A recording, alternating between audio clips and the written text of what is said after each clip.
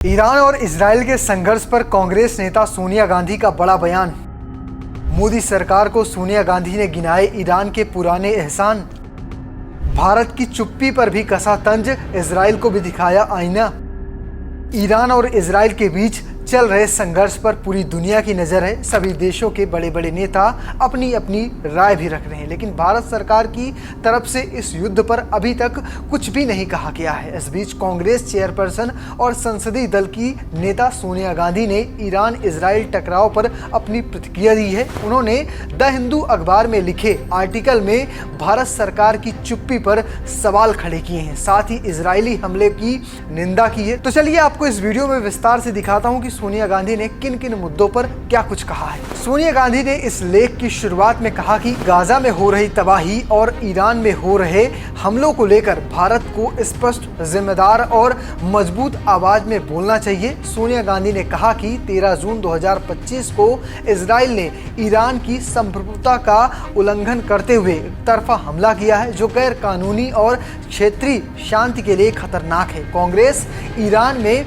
हो रहे इन हमलों की निंदा करती है, जिसने क्षेत्रीय और वैश्विक स्तर पर गंभीर अस्थिरता और टकराव को बढ़ा सकती है। पूर्व कांग्रेस अध्यक्ष ने कहा कि गाजा पर हमले की तरह ये इजराइल ऑपरेशन भी क्रूर और एक तरफा है, जो आम नागरिकों की जान और क्षेत्रीय स्थिरता को पूरी तरह से नजरअंदाज करते हुए चलाया गया है। ऐसे कदम सिर्फ अस्थिरता को बढ़ाते हैं और आगे आने वाले समय में बड़े संघर्ष के बीज बोते हैं। उन्होंने कहा कि यह हमला उस समय हुआ जब ईरान अमेरिका के बीच कूटनीतिक बातचीत जारी थी और इसके अच्छे संकेत भी मिल रहे थे। इस 5 साल के दौर में भी कई बार की बातचीत हो चुकी थी और जून में छठे दौर की बातचीत होनी थी। सोनिया गांधी ने कहा कि ईरान भारत का पुराना दोस्त रहा है और दोनों सभ्यताओं के बीच गहरा जुड़ाव है। ईरान ने कई मौकों पर भारत का साथ दिया है। 1994 में ईरान ने संयुक्त राष्ट्र में एक प्रस्ताव ब्लॉक करने में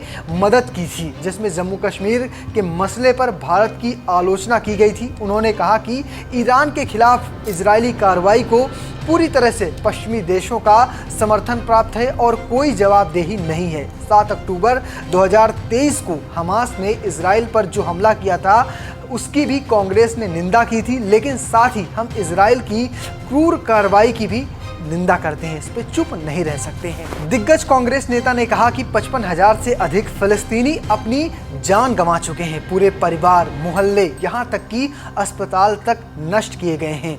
गाजा भुखमरी की कगार पर है और वहाँ की आम जनता वो दर्द झेल रही है जिसकी हम कल्पना भी नहीं कर सकते। उन्होंने कहा कि मानवीय संकट के समय में नरेंद्र मोदी सरकार ने भारत की 2 स्टेट्स सॉल्यूशन की प्रतिबद्धता को पूरी तरह से छोड़ दिया है। एक ऐसा समाधान जिसमें स्वतंत्र फिलिस्तीन इजराइल के साथ सुरक्षा और सम्मान के साथ मिलकर रह सके। सोनिया गांधी ने कहा कि ये माना जा सकता है कि इस क्षेत्र के इतिहास को देखते हुए इजराइल की सुरक्षा चिंताएं जायज हो सकती हैं, लेकिन दोहरे मापदंड मान्य नहीं है। इजराइल खुद एक परमाणु शक्ति है और उसका अपने पड़ोसियों के खिलाफ सैन्य कार्रवाई करने का लंबा इतिहास रहा है। वहीं ईरान अभी भी न्यूक्लियर नॉन प्रोलिफरेशन ट्रीटी यानी NPT का हिस्सा है और उसने 2015 में परमाणु समझौते का पालन किया। ये समझौता अमेरिका, रूस, चीन, ब्रिटेन, फ्रांस, जर्मनी और यूरोपीय संघ जैसे देशों की निगरानी में हुआ था। सोनिया गांधी के इस लेख के बाद